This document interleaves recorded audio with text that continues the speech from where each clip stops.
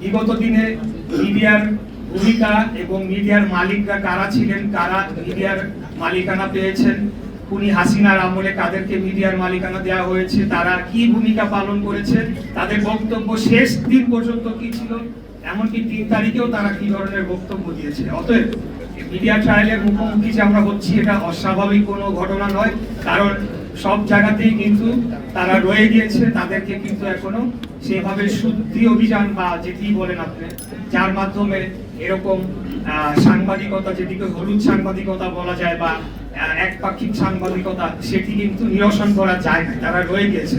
বিশেষ করে যারা অনলাইন প্ল্যাটফর্ম, ডিজিটাল প্ল্যাটফর্মে কাজ করেন, মানে RICL TMX, যুগের পর যুগ স্থাপনা থাকে মজবুত। যে আমাদের মেইন স্ট্রিম যে মিডিয়া গণমাধ্যম, সেগুলার যে অনলাইন প্ল্যাটফর্ম, সেখানে কিন্তু এখনো আমরা জানতে পাই যে বিগত দিনে যারা ছিলেন তারাই রয়ে গিয়েছে। এবং যেহেতু সোশ্যাল মিডিয়া এখন একটি বড় মাধ্যম, সেখানে ফটো কার্ডের মাধ্যমে বিভিন্ন বিভ্রান্তিমূলক তথ্য ছড়িয়ে আমাদেরকে বিএনপিকে মিডিয়া ট্রায়ালের মুখোমুখি করা হচ্ছে। এমন ঘটনা আমি অনেক দেখেছি।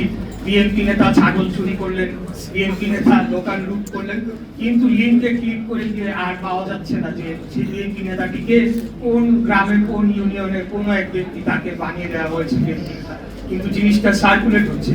এটা আমি একটা উদাহরণ দিলাম। এর বাইরেও আমি ব্যক্তিগতভাবে মিডিয়া ট্রায়ালের শিকার হয়েছি। এই বিষয়ে আমি আর বিস্তারিত বলবো না, এটা হচ্ছে, এটাই বাস্তবতা।